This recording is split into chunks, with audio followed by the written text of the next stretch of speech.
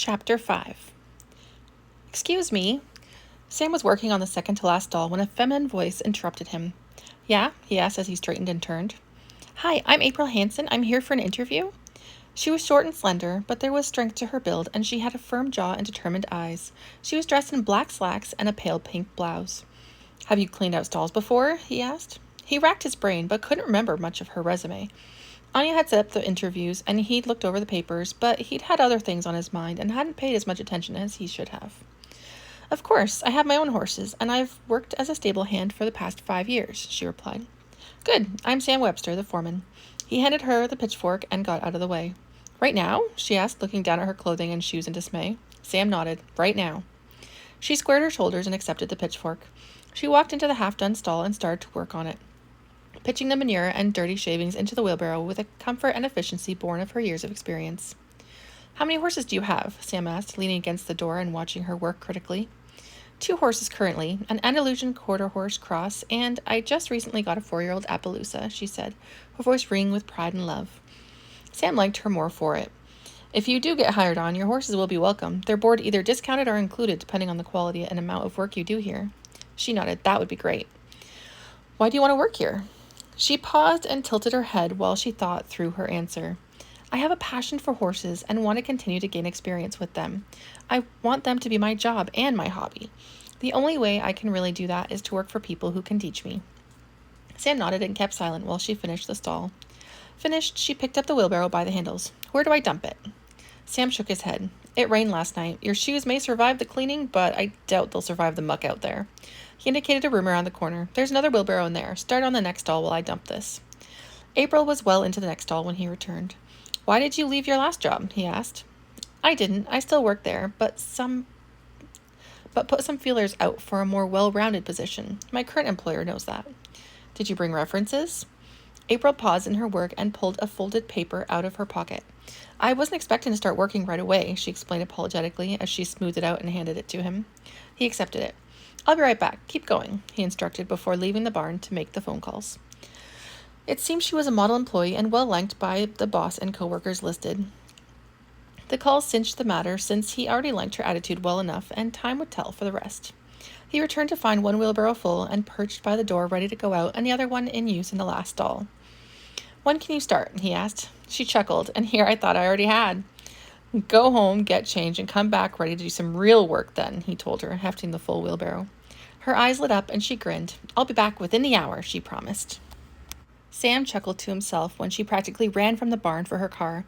He haltered Slate and saddled her up. He wasn't the best trainer, but Slate needed consistent work and Anya already had her hands full. He led her to one of the training rings and worked with her until she stood still for him to mount. They had only gone a few rounds when they were interrupted. Sam walked Slate over to the fence to greet Sean and Tori. Any news on Brennan? He asked. Sean shrugged. They still won't tell us anything, but they said they'll call us when they can, he spat, clearly disgusted. Sam looked Tori over. Her face was streaked with tears, her eyes bloodshot and shadowed, her shoulders drooping. Tori, go get some rest, please. You look like you're about to keel over. Tori just nodded and turned and walked away. Sam had never seen her like that. She was usually the more outgoing and spirited one between her and Anya. He turned to Sean. We've got a new hire coming soon, one April Hansen. Stall's already done, so why don't you go grab Jester and Dancer, saddle them up. You two can ride fences, and you can show her the ropes. He knew Dancer would be good for April. Dancer was his horse, and he trusted her to behave herself. Sean nodded and ambled off. It wasn't half an hour later when Sam heard the sound of a vehicle pulling in, and he dismounted and started walking Slate towards the car. Head on into the first barn, April. Sean's waiting for you. April was surprised that she wouldn't be working with Sam, but recovered quickly. Oh, okay. She took a moment to appreciate the lovely little mare Sam was leading before she went into the barn. Sean looked up from saddling his bay Morgan Jester when he heard the footsteps. Hi, are you Sean? She greeted. He smiled a welcome. You must be April. Sean looked her over. She was a slight woman, not much more over 5 feet tall. She had long black hair pulled back in a braid and expressive green eyes. He pointed to the saddled mare waiting patiently in the aisle. We're riding fences, and you'll be riding Sam's horse Dancer. Mounting block is outside the door there, he informed her. April moved up to the lovely sorrel mare and spoke soothingly to her as she introduced herself, running her hand over the thick black mane. She laughed when Dancer huffed in her face, and she took a rein and guided her forward. "Come on, beautiful," she invited, and led Dancer to the mounting block. She stood like a pro while April mounted and gathered up the reins, shifting a bit to get comfortable in the unfamiliar saddle. "Just head that way," Sean said, pointing as he approached with Jester in tow, "and I'll catch up." "What am I looking for?" "Anything out of the ordinary. Broken boards, leaning posts, anything that needs to be fixed or replaced." April nodded and nudged Jester ahead. Sean mounted quickly and urged the gelding into a trot to catch up. Anya turned Marble out and went up to the house to scrounge up something to eat. Not that she was hungry, but she needed something to keep her going if she was going to work for the rest of the day.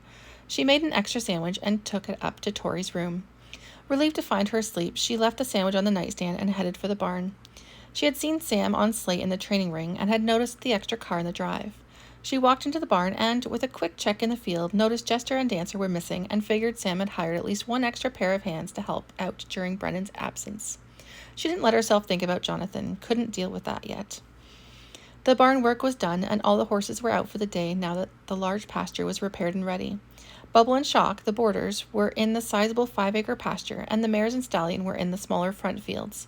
She needed something to do, the more mindless the better, and settled for cleaning tack. It wasn't the most popular job, cleaning and oiling the leather saddles and bridles. It all had to be taken apart, the oil worked into the leather before putting it all back together again. Mechanically, Anya worked through one piece at a time. Immersed in her task, she didn't hear someone coming until she was nearly tripped over. She blinked up at the stranger, taking a minute to compose herself. She put the leather aside, pulled off one of the disposable gloves she wore, and offered her now bare hand to the stranger. "Hi there, I'm Anya Tyler. And you are?" "April Hanson. I was just hired today," April explained with a smile, taking the preferred hand politely. "Nice to meet you, April. How do you like it here so far?" she asked, going back to work on the bridle she'd been busy cleaning when April had walked in.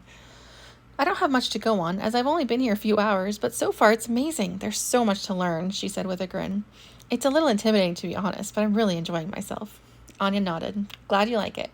Why don't you grab a rag and clean those up?" she suggested, indicating the saddle April had balanced on her hip and the bridle in her hand.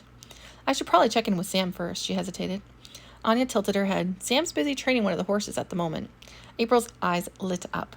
"Oh, I'd love to watch. I'm in the process of training my own horse at the moment, so I could really use some examples from a more experienced trainer."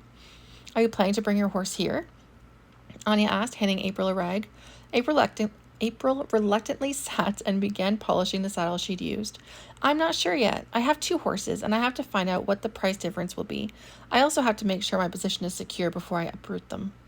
Anya nodded. "Very practical. A lot of the hands work extra hours and don't pay board here. Just a perk," she explained, smiling as she worked. April nodded. "It would probably be different since I have 2, though, wouldn't it?" Anya shrugged.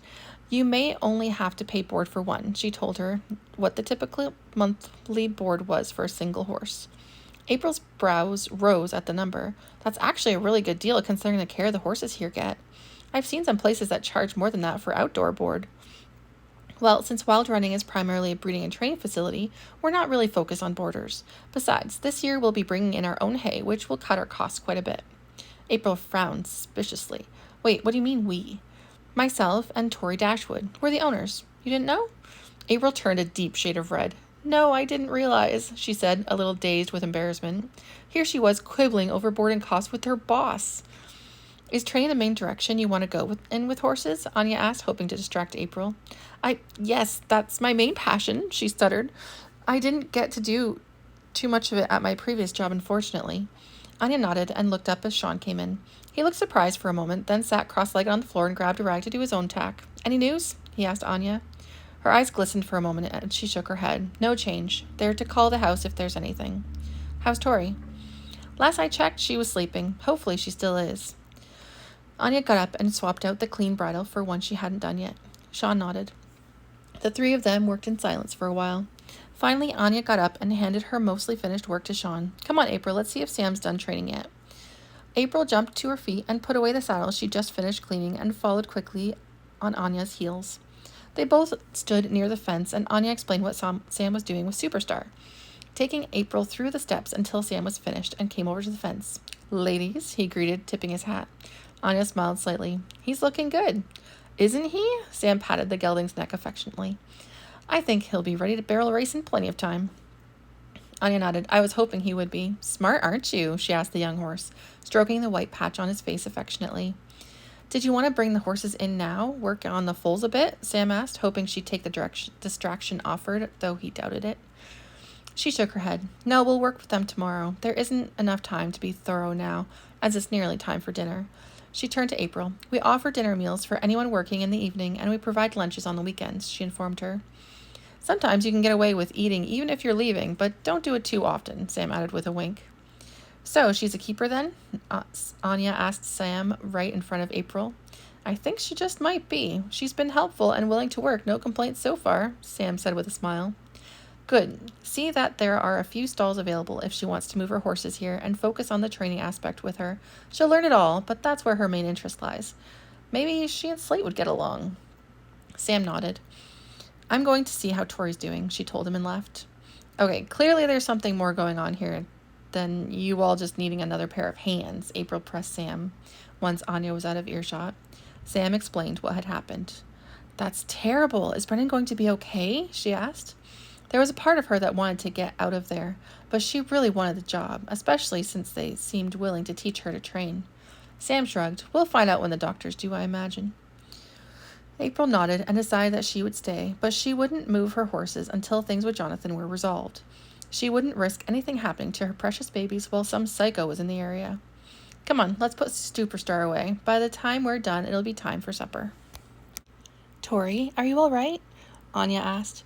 She'd found Tori in her room, staring blankly out the window. Tori shook herself out of her daze and forced a smile. Of course I'm all right. Do I look like a mess to you?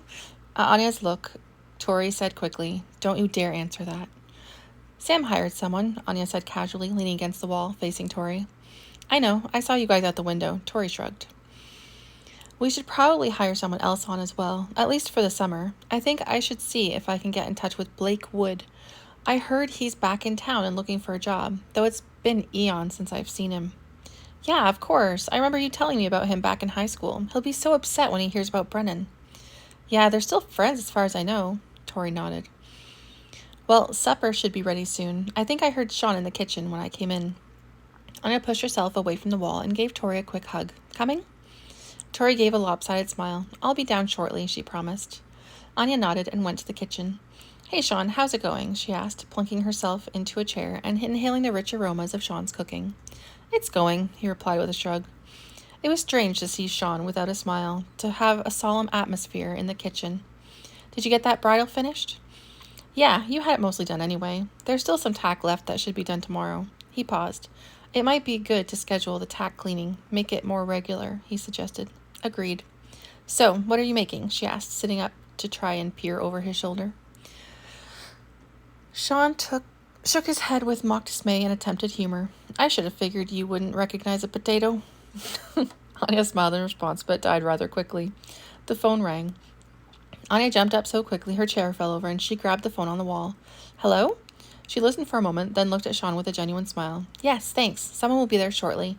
She hung up the phone and hugged Sean impulsively. Brennan's awake! Sean grinned and twirled her around. Go, take Tori. Sam and I will take care of things here. Anya nodded and rushed upstairs to get her. They drove quickly to the hospital and were quickly taken to Brennan's room. We were so worried about you, Tori said, rushing to Brennan's side and taking his hand. Anya followed more slowly and sat in the chair beside the bed. How are you feeling? She asked gently, aware that he must have a splitting headache. I feel like I got hit in the head with a shovel, he said wryly. Anya handed him the glass of water on the bedside table. He drank deep and long before handing the glass back. Thanks. Anya nodded. So, you're going to be okay? Tori asked impatiently. Brennan attempted to smile. That's what they say.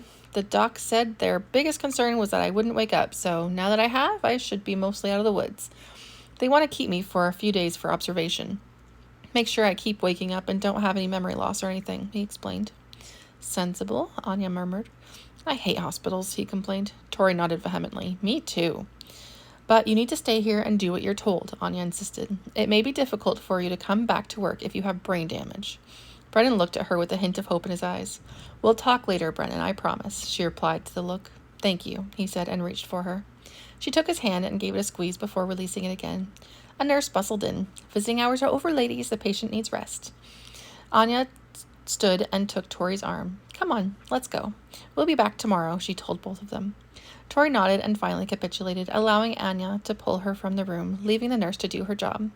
Let's go home and eat something, Tori said. Her appetite suddenly returned. I'm starving. Anya grinned. Let's.